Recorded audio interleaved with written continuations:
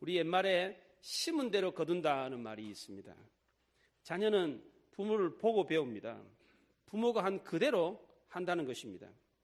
요즘 어른들이 나이가 들었다고 해서 어른 대접을 받는 시대는 지났습니다. 어른이 어른다워야 대접을 받는 시대가 됐어요. 과거에는 나이 100살 이상이다 그러면 야, 대단하다. 어떻게 저렇게 건강하게 오래 사셨나. 야, 대단하다. 뭐 절로 머리가 숙여지고 그랬습니다.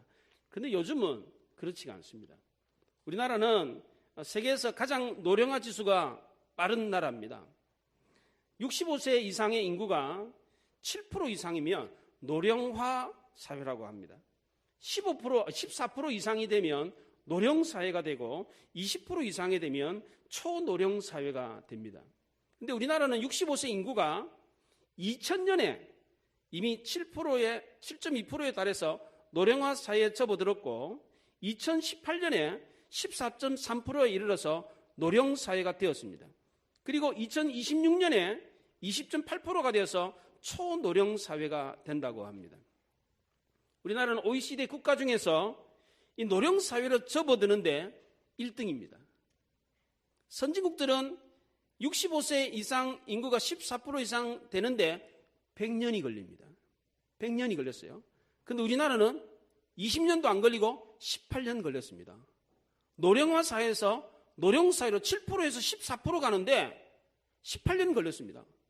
그래서 이 속도라면 2050년이 되면 둘 중에 하나는 65세 이상의 노인이라고 그럽니다. 그러니까 노인이 대접받는 시대는 지났다는 것입니다. 5월은 특별히 가정의 달이라고 합니다. 어른을 공경할 것을 강조하는 달입니다. 저는 오늘 5월 가정의 달을 맞이해서 부모님께 효를 다하라 그런 말을 하기보다는 부모가 자녀들로부터 효를 받지 않으면 안 되는 모습으로 쓸 수 있기를 바라는 마음에서 말씀을 전합니다. 부모님들은 어버이날 그러면 당연히 자녀들에게 효를 다해야 된다 그렇게 생각을 합니다. 부모가 자식을 키워준 은혜를 자녀들이 알아주면 하는 마음이 있습니다. 그런데 저도 부모가 되고 보니까 어버이날은 그런 날이 아니더라고요. 사실 부모가 자녀에게 대접받기 위해서 자녀를 키우는 건 아니지 않습니까? 심지어 자녀가 감사하는 마음이 없다고 할지라도 부모들은 그저 자식들이 잘 됐으면 좋겠다. 인사 안 해도 괜찮다. 네가 그냥 잘 되면 좋다. 이런 걸로 만족을 합니다. 뭐 꼭 1년에 한 번 365일 중에 하루 뭐 자녀들로부터 감사 인사를 들어야 됩니까? 하루 뭐 감사 인사 들어가지고 뭐 하려고? 그렇잖아요? 물론 자녀 입장에서는 부모의 은혜에 감사하고 보답하는 것이 당연한 것입니다. 그러나 부모 입장에서는 그렇지 않습니다. 심지어 그날이 어버이날이라고 할지라도 부모는 뭔가를 자녀로부터 받기를 원하지 않습니다. 당연히 받아야 될 부모임에도 불구하고 부모들은 그날에도 불구하고 자녀들 뭐 어버이날이라고 찾아와서 인사하러 오면 뭐라도 주고 싶고 하나라도 더 줘가지고 보내고 싶고 그게 부모의 마음 아니겠습니까? 이런 관계가 바로 부모와 자식 간의 올바른 관계인 것입니다. 부모는 자식을 아끼고 사랑하고 자녀는 부모를 존경하고 감사하는 것은 너무나도 당연한 것입니다. 이런 올바른 관계를 만들려면 어떻게 해야 합니까? 먼저 부모에게 그 책임이 있습니다. 왜냐하면 앞서 말씀드린 대로 심은 대로 거두기 때문에 그렇습니다. 부모가 그런 자녀를 만들어야 되는 것입니다. 오늘 본문은 이스라엘 민족의 지도자 모세를 모세되게 했던 그 부모에 대한 이야기를 하고 있습니다. 그 부모의 이름이 아버지가 아므람이고 어머니가 요게벳입니다. 이 두 사람은 레위 지파 사람이었습니다. 말씀을 간수하고 말씀을 가르치는 그런 지파에 속해 있었습니다. 모세의 이야기에 앞서서 모세의 부모에 대한 이야기를 먼저 하고 있습니다. 오늘 1절에 레위 가족 중 한 사람이 가서 레위 여자에게 장가들었다 그렇게 말을 했습니다. 모세의 부모는 이스라엘 역사의 주인공은 아니지만 주인공인 모세를 모세되게 했던 중요한 역할을 했습니다. 사무엘의 어머니 한나도 마찬가지였습니다. 디모데의 어머니 유니게도 그랬고 성 어거스틴의 어머니 모니카도 그랬고 모세의 어머니 요게벳도 마찬가지였습니다. 모세에게는 어머니만 있었던 것이 아니라 아버지 아므람도 있었습니다. 모세가 이스라엘 민족의 지도자로 되기까지 그를 모세되게 했던 것은 부모의 역할이 대단히 중요했습니다. 모세는 이 부모님들 덕분에 이스라엘 민족의 지도자가 될 수가 있었습니다. 히브리서 11장을 믿음장이라고 그러는데 기라성 같은 믿음의 선진들 가운데 모세의 부모의 이름이 기록되어져 있습니다. 도대체 이 모세의 부모가 어떻게 했길래 그 기라성 같은 믿음의 선진들과 함께 성경이 기록되어졌는지, 오가는 세대에게 어떤 교훈을 주고 있는지, 그들이 살았던 시대는 어떤 시대였습니까? 모세가 태어났을 때 상황은 그야말로 지옥과 같은 상황이었습니다. 남자아이가 태어나면 나일강에다가 버리도록 되어 있었어요. 어떻게 자기가 낳은 자식을 나일강에다가 죽으라고 버릴 수 있겠습니까?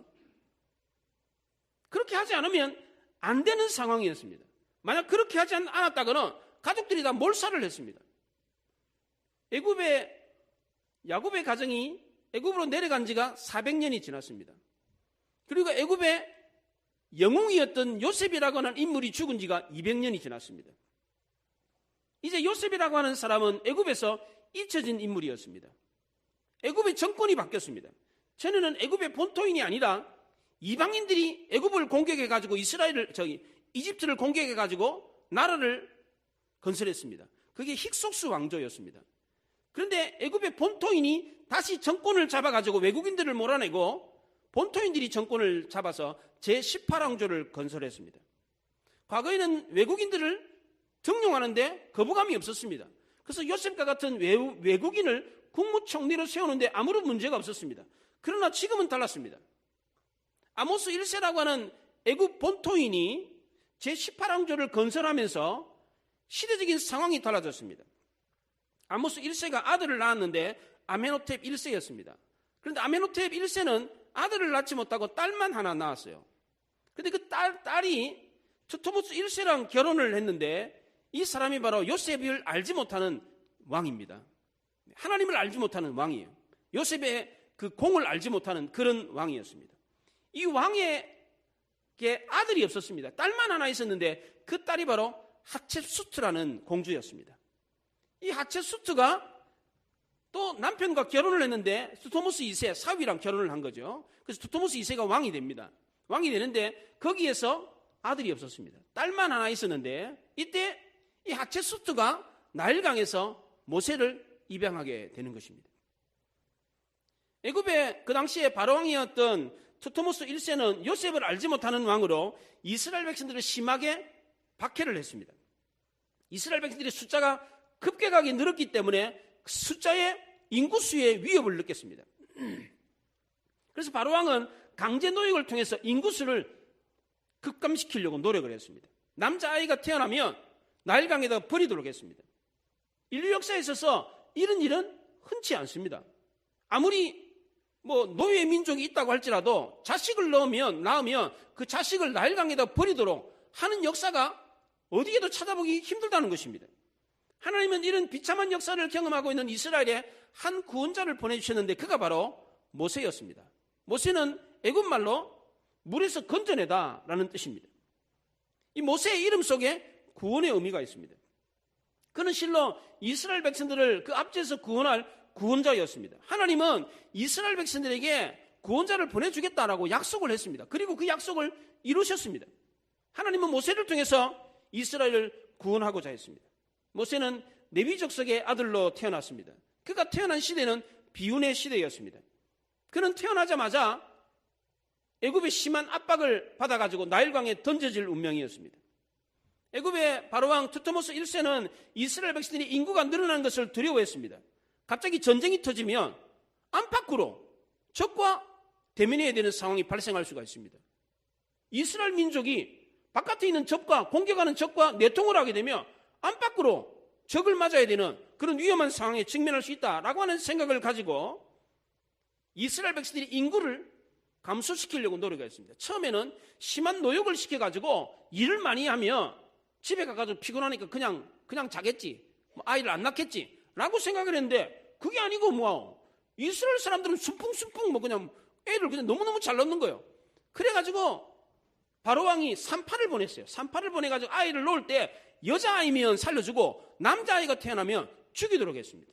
그런데 히브리 산파들이 왕의 명령을 지키지 않고 그냥 남자아이인데도 그냥 살려서 태어나게 했던 것입니다. 할 수 없어가지고 바로왕이 남자아이가 태어나면 그 아이는 나일강에 던지도록 했습니다. 만약 그렇게 하지 않고 발각이 되면 온 집안이 화를 당하게 되어 있었습니다.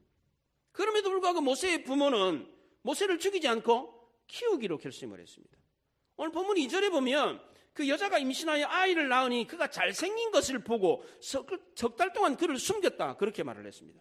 여기 잘생겼다라는 말이 나오는데 옛날 성경에는 준수함을 보고 그렇게 말했습니다. 근데 우리 이번 성경에는 잘생겼다 그랬는데 이 잘생겼다라는 표현은 좋다, 아름답다라는 뜻인데 이 말이 이 창세기 1장에서 하나님이 천지를 창조하시고 보시기에 좋았더라라고 하는 단어와 같은 단어입니다. 모세의 부모는 모세를 보고 아름다움을 느꼈습니다. 이 아름다움은 외형적인 아름다움을 뜻하는 것이 아닙니다. 눈이 뭐 크고 코가 오똑하고 뭐 잘생긴 미남형의 아이가 태어났다, 그런 뜻이 아닙니다. 사도행전 저자 누가는 사도행전 7장에서 그때 모세가 낳는데 하나님이 보시기에 아름다운지라, 그렇게 말을 했습니다. 하나님 보시기에 아름답다, 이렇게 표현을 했습니다. 인지상정으로 부모니까 자식을 사랑하는 건 당연하다, 그런 뜻으로 해석하지 않았다는 것입니다. 하나님 보시기에 아름다웠기 때문에 그래서 이 자식을 죽이지 않고 살려서 키웠다, 그렇게 말을 합니다. 히브리서 저자는 모세의 부모가 믿음이 있었기 때문에 석 달 동안 이 아이를 숨겨서 키웠다, 그렇게 표현을 합니다. 히브리서 11장 23절에 믿음으로 모세가 낳았을 때에 그 부모가 아름다운 아임을 보고 석 달 동안 숨겨 왕의 명령을 무서워하지 아니하였으며, 이렇게 기록을 했습니다. 만약 모세의 부모가 믿음이 없었더라면 여느 부모들처럼 남자아이는 나일강에 던져서 죽였을 것입니다. 그런데 그들은 그렇게 하지 않았다는 겁니다. 왜? 믿음이 있었기 때문에. 하나님이 이 아이를 통해서 뭔가 일을 하시기 위해서 이 아이를 사내 아이로 우리에게 주셨다라고 생각을 했기 때문에, 그 믿음 때문에 위험을 무릅쓰고 아이를 숨겨서 키웠다는 것입니다. 참다운 믿음이라는 것이 무엇입니까? 그 믿음은 반드시 실천이 따르게 되어 있습니다. 실천이 따르지 않는 믿음은 진짜 믿음이 아닙니다. 고개를 끄덕끄덕하면서 아멘 아멘 하지만 삶이 따르지 않는다면 그것은 진짜 믿음이 아니라는 것입니다. 진짜 믿으면 당연히 실천이 따르게 되어 있습니다. 진짜 믿지 않기 때문에 실천하지 않는 것입니다. 미국의 UPI라고 하는 국제합동통신방송사에서 재미난 이야기를 보도를 했습니다. 대만의 어느 한 총각이 자기가 사모하는 여인에게 연애편지를 썼는데 2년 동안 무려 700통의 연애편지를 썼어요. 그러니까 거의 매일마다 연애편지를 쓴 겁니다. 그 불같은 마음으로 사랑하는 여인을 향해서 매일마다 연애편지를 썼는데 2년 후에 그 여인이 결혼을 했습니다. 누구랑 결혼한지 아세요? 우편 배달부랑 결혼했어요. 편지를 매일마다 갖다 주니까 매일 만나고 매일 인사하고 그러니까 정이 들어가지고 결혼을 했다는 겁니다. 예. 행함이 없는 믿음이 바로 이와 같다는 것입니다. 이와 같이 행함이 없는 믿음은 그 자체가 죽은 것이다, 그렇게 말을 했습니다. 모세의 부모는 믿음이 있었기 때문에 실천할 수 있었던 것입니다. 그래서 위험을 무릅쓰고 사내 아이를 석 달 동안이나 숨겨서 키울 수 있었던 것입니다. 그런데 이제는 더 이상 집에서 키울 수가 없었습니다. 더 이상 키울 수 없을 정도로 최선을 다했어요.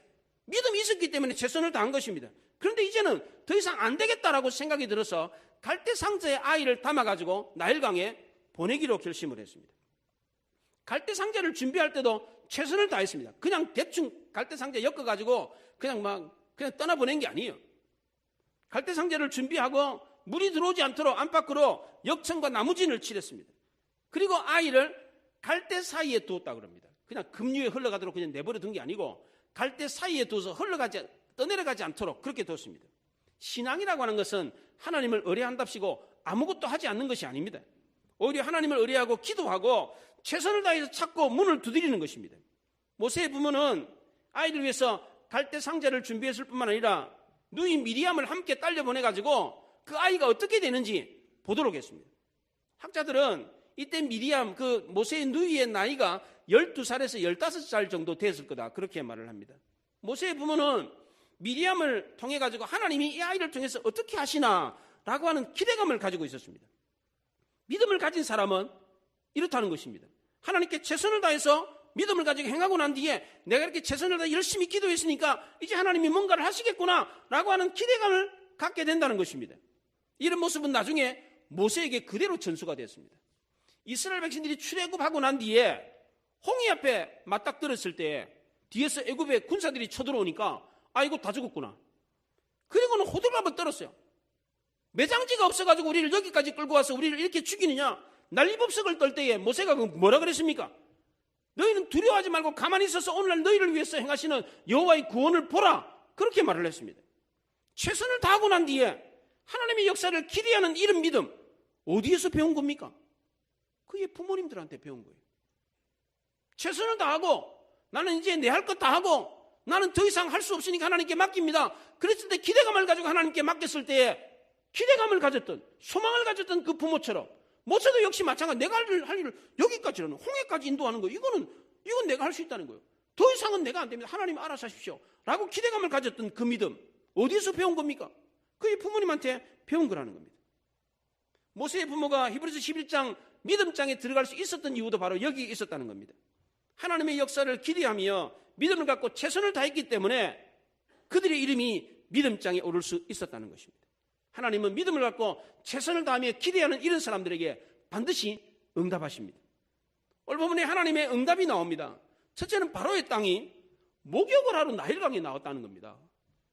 공주가 궁궐에서 목욕하면 되지 뭐 하려고 그 강가에까지 나와가지고 목욕을 합니까?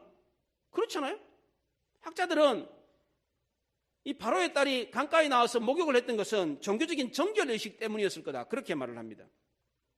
근데 왜 하필이면 모세를 버렸던 그 갈대 상자가 있는 거기에 와서 목욕을 하냐 이거요. 나일강은 세계에서 가장 긴 강입니다. 그 길이가 6,690km입니다. 우리나라 한반도 한 10배 정도 되는 길이에요. 그 긴 강 중에서 하필이면 왜 모세를 버린 거기에 와서 때를 미냐 이거요. 왜? 이게 우연입니까? 하나님의 간섭하심입니다. 또 하나는 그 바로의 딸이 그 갈대 상자를 발견했다는 것입니다. 그 넓은 강에, 그 큰 강에 그 조그마한 갈대 상자를 바로의 딸이 발견을 했다는 것입니다. 또 하나 하나님의 간섭하심은 그 갈대 상자에 있는 아이를 보았을 때 그 아이가 울고 있었다는 겁니다. 발견했을 때. 아이가 울었던 게 무슨 하나님의 기적이고 하나님의 간섭입니까? 당연히 아이는 우는 거지. 그렇지 않습니다. 오늘 6절에 보면 열고 그 아이를 보니 아이가 우는지라 그랬어요. 그가 그를 불쌍히 여겨 이르되 이는 히브리 사람의 아기로다 그렇게 말했습니다. 애굽 사람들은 왕명에 의해서 히브리 남자아이들은 다 죽이도록 되어 있는 것을 알고 있었습니다. 그런 상황에서 갈대 상자에서 남자아이를 딱 봤을 때 무슨 생각이 들겠어? 아이고 재수 없어. 히브리 사람의 아이잖아. 그리고는 지나쳐 버릴 수 있습니다. 그런데 상자 뚜껑을 딱 열었는데 그 아이가 울고 있었다는 거예요. 이게 성경 저자는 아이가 울었다는 이야기를 성경에 기록을 했습니다. 왜 그렇습니까? 그 특별한 의미가 있기 때문에 그렇습니다. 바로의 공주의 마음을 움직이게 했던 결정적인 요인이 바로 그것이었기 때문입니다. 공주는 아이가 우는 모습을 보면서 본능적인 모성애가 발동을 했습니다. 이게 바로 하나님의 기적이었다는 것입니다. 또 하나 바로 그때 누가 등장을 합니까? 모세의 누이 미리암이 우연히 길 가는 척하고 등장을 합니다.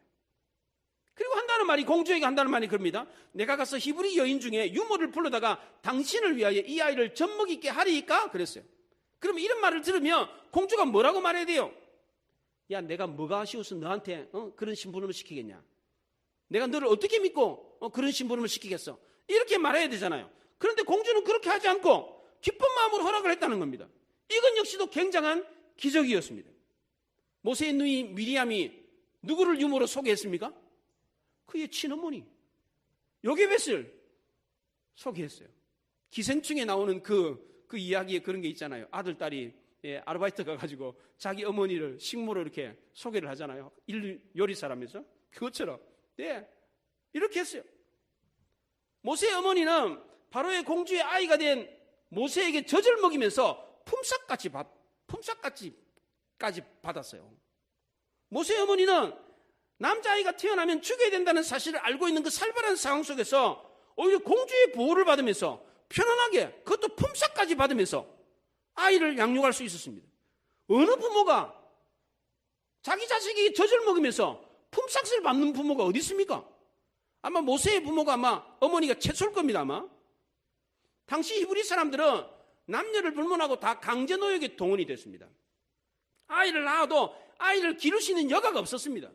그런데 모세의 어머니는 공주의 아들을 젖먹이는 특권 때문에 강제노역에서 제외가 됐어요. 열애가 됐습니다. 모세의 어머니는 양육비까지 받으면서 직접 자기 아이를 양육하는 여유를 가지고 자녀를 기를 수가 있었습니다. 정말 드라마 속에나 나올 법한 그런 이야기 아닙니까? 하나님이 역사하시면 얼마든지 실제적으로 이런 일들이 우리 삶 가운데 일어날 수 있다는 것입니다. 믿음으로 사는 여러분들의 가정 가운데, 여러분의 삶 가운데 이런 놀라운 기적의 역사가 일어날 수 있기를 바랍니다. 모세의 어머니는 직접 모세를 자기 집에다가 데려가서 젖을 먹였습니다. 오늘 그 절에 보면 이 아이를 데려다가 나를 위하여 젖을 먹이라 그렇게 말했습니다. 여기 데려다가라는 말은 애굽의 궁정에 데려가가지고 궁궐에 데려가서 젖을 먹이라 그 말이 아니고 너네 집에 데려가서 젖 먹이라 그런 뜻입니다. 모세의 어머니 요게벳은 자기 집에 데려다가 자기 아들 모세를 젖을 먹였는데 젖을 먹인 기간이 얼마냐? 약 6년에서 7년 정도 된다고 합니다. 그 당시에 애굽의 초등교육을 받는 시기가 6세에서 7세였습니다. 그러니까 6년이라고 하는 7년이라고 하는 짧은 기간이었지만 모세의 어머니의 신앙교육은 모세를 평생 하나님의 사람으로 만들기에 충분했습니다. 이 기간은 모세의 가슴에 하나님을 심어주는데 결정적인 시간이었습니다. 모세 120년 가운데 6, 7년은 짧은 기간이었지만 모세의 일생을 180도로 바꾸게 하는 놀라운 만남이 있었고 깊고 푸른 깨달음을 갖게 하는 결정적인 시간이었습니다. 모세의 어머니는 모세에게 모세야 너는 히브리 사람이야. 하나님의 자녀야. 너는 특별한 아이야. 하나님이 너를 통해서 우리 히브리 민족을 구원할 거야. 너는 곧 있으면 바로의 궁으로 돌아가지만 절대 잊지 마라. 너는 하나님을 경외하고 하나님을 따라야 된다. 어린 모세는 어머니의 말이 무슨 말인지 알지 못했지만 그래도 요게벳은 최선을 다해서 아들에게 여호와 신앙을 심어주었습니다. 바로의 궁으로 돌아간 모세는 애굽의 초등학문을 공부했습니다. 당시에 최고였던 역사와 문화, 수학, 건축술, 과학, 철학, 천문학에 이르기까지 공부들을 마스터를 했습니다. 애굽은 그 당시에 문명의 발상지였고 학문의 요람이었습니다. 최고의 대학이 있는, 최고의 스승이 있는 그런 나라였습니다. 그런데도 그 모든 교육이 어머니 요게벳의 그 짧은 신앙교육을 무력화시키지 못했습니다. 지금도 가톨릭은 아이들을 6살 때까지만 우리에게 맡기면 그 아이를 평생 캐톨릭 신자로 만들 수 있다 그렇게 말을 합니다. 그래서 캐톨릭 교회는 성당은 반드시 어린이들 어린이집, 유치원 이걸 반드시 합니다. 예, 실제 그렇답니다. 6살 때까지 아이들을 맡아가지고 캐톨릭 신앙으로 가르치면 그 아이들이 세상으로 돌아가다 떠돌다가도 나중에 다 캐톨릭 신자로 돌아온다는 거예요. 통계적으로 실제로 그래요. 예. 어머니 요게벳은 짧은 6년 동안이었지만 모세를 히브리 사람으로 교육시켜만 돼요. 짧은 6년이었지만 얼마나 절박하고 얼마나 간절했겠습니까?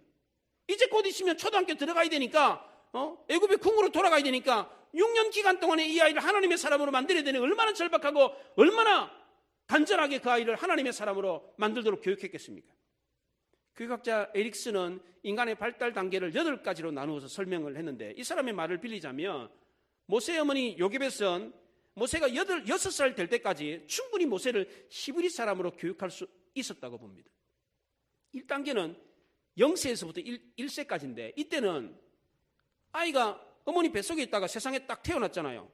그러면 이게 믿을 수 있는 세상인가 믿지 못하는 세상인가 이거를 생각한대요. 아이가 태어나면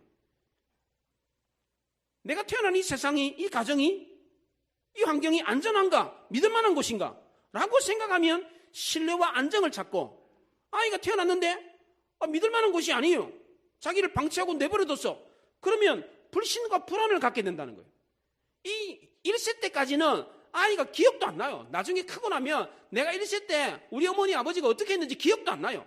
그런데 그 1세 때에 믿을 만한 환경에서 자라지 못하는 아이들은 나중에 어른이 되고 나면 의처증, 의부증이 생긴대요. 그리고 집착이 생긴대요. 스토커하는 사람들 있잖아요. 예. 그게 이 1세 때까지 세상에 딱 태어났는데 내가 믿을 만한 환경에 태어났는가 믿을 만한가 아닌가를 결정을 한대요. 그만큼 중요하다는 것입니다. 이게. 두 번째 단계가 3세 때까지인데 이때는 자율성과 수치심을 경험한다고 그래요. 부모의 역할이 굉장히 중요한데 배변 활동을 통해서 똥오줌을 가리면서 자기 통제가 가능해지면 자신감을 가져요. 자율성을 갖게 돼요. 그런데 이것을 실패하면 수치심과 회의감에 빠지게 된다는 겁니다. 세 번째 단계가 3살부터 6살까지의 단계인데 이때는 주도성을 갖습니다. 내가 할 거야. 그래요. 3살부터 6살 되면 아이가 내가 할게. 내가 할 거야. 이런다는 거예요. 이때 또래 집단을 통해서 자기 주장을 하는 시기입니다. 이 자기 주도적인 활동에 성공을 하게 되면 주도성을 확립하게 되고 여기에 실패하게 되면 위축돼 가지고 죄의식을 느끼게 된다는 거예요. 0세부터 6세까지 신뢰감과 자율성과 주도성으로 성장되는 과정인 것입니다. 이 시기에 인지발달 측면에서 아이들은 언어적인 교육을 시키는 게 불가능해요. 글자를 모르니까. 그래서 이미지화된 교육을 통해서 양육을 해야 되는 시기입니다. 그래서 시청각 자료, 구체물을 가지고 아이들을 길러야 되는 그런 시기입니다. 비언어적인 교육 자료를 가지고 키우는 것입니다. 그래서 가정에서는 보여주는 교육이 이 시기에는 대단히 중요한 것입니다. 그래서 부모는 자녀들에게 예배를 드리는 모습, 기도하는 모습, 찬양하는 모습을 보여줄 필요가 있는 것입니다. 이렇게 이것을 어린 시절에 그 6세 때까지 배우고 보고 자라는 아이들은 나중에 하나님의 사람으로 성장하게 된다는 것입니다. 이 시기 동안 어머니 요셉은 모세를 충분히 하나님의 사람으로 양육할 수 있었습니다. 우선 모세는 친어머니에게 자랐기 때문에 신뢰감과 안정감을 가지고 할 수 있었어요. 자기가 딱 태어났는데 믿을 만한 환경인 거예요. 게다가 모세를 양자로 삼았던 하첵수트라고 하는 공주는 남편이 왕이에요. 바로 왕이에요. 그리고 남편이 죽고 난 뒤 2년 동안 자기가 파라오가 됐어요. 자기가 여왕이 돼가지고 나라를 다스렸어요. 그러니까 모세의 안전을 위협할 사람이 누가 있겠어요? 게다가 모세는 6살 되기까지 사랑하는 가족과 함께 있었기 때문에 자율성과 주도성으로 교육되어져서 성장할 수가 있었습니다. 그리고 6살 이후에 학교생활, 사회생활, 연인관계, 직장관계, 대인관계 문제가 없었어요. 6살 이후에 모세가 젖을 떼고 바로의 궁으로 돌아갈 때에 부모의 마음은 어떠했겠습니까? 세상을 향해 이제 아이를 놓아줘야 되니까 가족들은 모세를 바로의 궁으로 보내면서 그 마음이 너무나도 안타까웠을 것입니다. 아쉽고 두렵기도 했을 것입니다. 이 아이가 이제 세상으로 나가면 하나님을 모르는 자녀가 되면 어떡하지? 애굽의 우상 숭배를 배워가지고 하나님을 부인하는 자녀가 되면 어떡하지? 이런 염려도 있었을 것입니다. 그러나 말씀을 가르쳐서 세상으로 내보낸 자녀는 결코 망하지 않습니다. 왜냐하면 하나님의 말씀보다 더 강력한 교육은 없기 때문에 그렇습니다. 여호와 신앙보다 더 위대한 교육이 없기 때문에 그렇습니다. 우리가 신앙으로 심어서 세상으로 보낸 자녀들은 반드시 승리하게 되어 있습니다. 우리가 심는 것은 결코 헛되지 않습니다. 사도행전 7장 22절에 모세가 애굽 사람의 모든 지혜를 배워 그의 말과 하는 말들이 능하더라 그렇게 말했습니다. 세상의 학문에 능통을 했습니다. 그런데 놀라운 일이 일어났습니다. 모세는 어느 날 갑자기 자기 민족, 자기의 위대한 사명을 발견했습니다. 사도행전 7장 23절에 나이가 40이 되매 그 형제 이스라엘 자손을 돌볼 생각이 나더니 그렇게 말했습니다. 어느 날 갑자기 자기 민족, 여호와 신앙이 생각이 났어요. 나는 이스라엘 사람이다. 나는 하나님의 자녀다. 라고 하는 생각이 들었다는 것입니다. 왜 그랬습니까? 6살 때까지 부모를 통한 신앙교육을 잘 받았기 때문입니다. 어머니 아버지가 보여준 신앙교육은 그를 하나님의 사람으로 만들기에 충분했습니다. 부모의 신앙교육은 결코 헛되지 않습니다. 반드시 열매를 맺게 되어 있습니다. 갈라디아서 6장 9절에서는 우리가 선을 행하되 낙심하지 말지니 포기하지 아니하면 때가 이르매 거두리라 그랬어요. 잠언서 22장에서는 마땅히 행할 길을 아이에게 가르치라. 그리하면 늙어도 그것을 떠나지 아니하리라. 그렇게 말을 했습니다. 모세가 태어났던 시대는 참으로 암울한 시대였습니다. 오늘날 우리 시대도 만만치 않습니다. 학교에서 배우는 학문은 다 무신론 학문입니다. 하나님이 없는 학문을 가르칩니다. 그래도 우리는 우리 자녀들을 세상으로 보내야 됩니다. 그래도 우리는 염려하지 않아도 됩니다. 눈물로 기도하고 말씀으로 가르쳐서 세상으로 보낸 자녀들은 결코 망하지 않습니다. 믿음으로 심었다면, 여호와 신앙을 가르치는 말씀으로 심었다면 반드시 아름다운 열매를 맺어서 돌아오게 될 것입니다. 그러므로 자녀를 세상에 보내는 것을 여러분들 두려워하지 마시기 바랍니다. 품 안의 자식은 망한다는 말이 있습니다. 아이쿠 내 새끼. 그래서 품으로 품고 감싸기만 하면 그 자녀는 망한다고 합니다. 요셉이 어떻게 애굽의 국무총리가 되었습니까? 이것을 옷으로 설명하는 학자가 있습니다. 어린 시절에 아버지가 편애해서 입혔던 채색 옷을 형들이 시기해서 벗겼기 때문입니다. 어린 청소년 시기에 요셉이 원치 않는 가운데 하루아침에 아버지의 사랑을 받는 아들에서 노예로 전락하고 말았습니다. 노예 옷을 입고 보디발의 집에 노예로 팔려갔습니다. 근데 다행히 주인 보디발의 눈에 들어가지고 신임을 얻어가지고 가정총무가 돼가지고 제법 그럴싸한 가정총무 옷을 입었습니다. 근데 얼마 안 돼가지고 요셉은 보디발의 집에 주인의 인정을 받은 가정총무의 옷을 벗어버렸습니다. 보디발의 아내가 유혹을 하는 바람에 옷구덩이를 잡고 요셉씨 하고 달라붙으니까 그냥 벗어버리고 도망을 갔어요. 그렇게 그럴싸한 옷을 벗고 억울하게 죄수의 옷을 입어야 됐습니다. 그런데 이번에는 하나님이 그를 애굽의 국무총리라고는 관복을 입혀줬습니다. 만약 그때 요셉이 아버지의 사랑을 받는 채색 옷을 벗지 않았더라면, 만약 그때 요셉이 가정총무의 옷을 벗지 않았더라면 애굽은 결코 국무총리의 옷을 입지 못했을 것입니다. 요셉은 편안함과 안락함을 포기했기 때문에 새로운 도약을 할 수 있는 기회를 얻을 수 있었던 것입니다. 모세의 부모는 모세를 위험한 갈대 상자에 담아가지고 세상으로 보냈지만 하나님은 그를 안전한 구원의 방주로 인도를 하셨습니다. 그가 담겼던 이 상자라는 단어와 노아의 방주라는 단어가 같은 단어예요. 모세의 부모는 그 조잡한 아무것도 아닌 갈대 상자에 담아가지고 아이를 세상에 보냈지만 하나님은 그를 어디에 담았습니까? 구원의 방주에 담았습니다. 잠언서 말씀에 자식은 전통의 화살과 같다 그렇게 말을 했습니다. 장수가 화살통에서 화살을 뽑아가지고 화살을 세상을 향해 쏜다는 거예요. 그게 자식이라는 거예요. 우리는 자녀를 다 세상으로 내보내야 돼요. 그럼 어떻게 내보내시겠습니까? 모세의 부모는 이 모세를 어떻게 내보냈습니까? 짧은 6년 기간이었지만 최선을 다해 하나님의 말씀을 가르치고 양육해서 세상으로 보냈습니다. 디모데후서 3장 15절에 또 어려서부터 성경을 알았나니 성경은 능히 너로 하여금 그리스도 예수 안에 있는 믿음으로 말미암아 구원에 이르는 지혜가 있게 하느니라 그렇게 말을 했습니다. 능히 구원에 이르는 지혜의 말씀으로 가르쳤더니 어떻게 됐다는 겁니까? 애굽의 모든 학문과 지혜도 이 하나님의 말씀을 능가하지 못하더라는 겁니다. 그 말씀의 흔적을 따라 다시 가정으로 돌아왔습니다. 세상의 말과 학문이 능통한 하나님의 사람이 되어가지고 다시 돌아왔다는 것입니다. 하나님의 말씀을 따라 양육한 자녀는 결코 헛되이 돌아오지 않습니다. 물론 사는 가운데 방황을 경험하기도 합니다. 그러나 마침내 그는 아름다운 하나님의 사람이 되어서 다시 가정으로 돌아온다는 것입니다. 모세가 살았던 시대나 오늘날 우리가 살았던 시대 정말 암울하고 비참하기 그지없습니다. 우리는 악한 세상을 향해서 우리 자녀들을 세상으로 내보내야 됩니다. 그러나 하나님의 말씀을 주며 하나님의 이름으로 축복하고 세상으로 보낸다면 그는 분명히 훌륭한 하나님의 사람이 되어서 아름다운 하나님의 사람이 되어서 우리에게 돌아올 것입니다. 모세의 부모는 형편없는 갈대 상자에 담아서 보냈지만 하나님은 그를 든든한 구원의 방주에 담아서 그를 보호하고 인도해 주셨던 것처럼 우리의 자녀도 그렇게 하실 것입니다.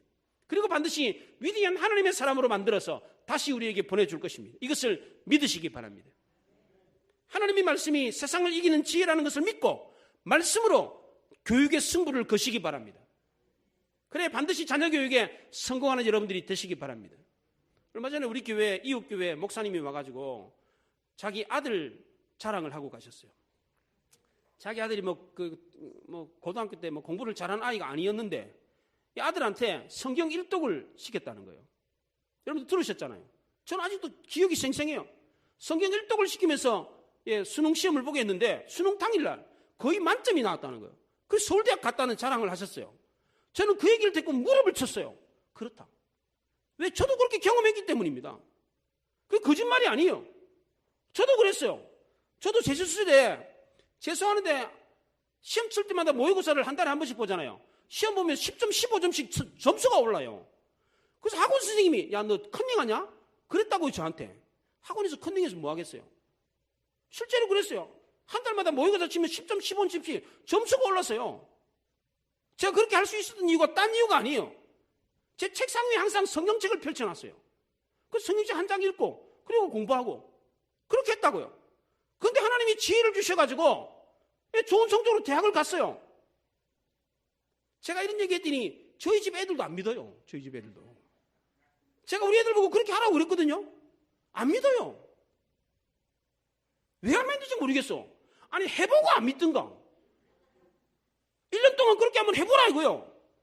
해보고 안 되면 내 말이 거짓말이에요. 그런데 실제로 해보면 실제로 그런 일이 일어나요. 왜? 하나님 말씀은 살아있고 운동력이고 생명의 말씀이기 때문에 그래요. 말씀이 우리를 변화시키기 때문에 그렇습니다. 말씀이 여호와라는 것이 세상의 지혜의 근본이라 그랬어요. 지혜를 얻는 방법, 말씀 잘 읽으면 지혜를 얻어요. 수능 잘 보는 방법, 하나님 말씀 매일 읽으면 돼요. 그 목사님의 이야기가, 목사님의 간증이 거짓이 아니에요. 저는 그것을 경험했어요. 여러분들의 삶 가운데 이걸 경험할 수 있기를 바랍니다. 모세의 부모도 마찬가지예요. 짧은 6년의 기간이었지만 그 어린아이가 알아지도 못하는 어린아이에게 말씀을 가르칠 때 그의 평생 120년의 삶을 인도하며 위대한 인생으로 살게 했던 것입니다. 이것을 믿으시고 말씀으로 승부를 거시기 바랍니다. 그래서 여러분의 자녀를 위대한 하나님의 사람으로 만드는 여러분들 될 수 있기를 바랍니다. 기도하겠습니다.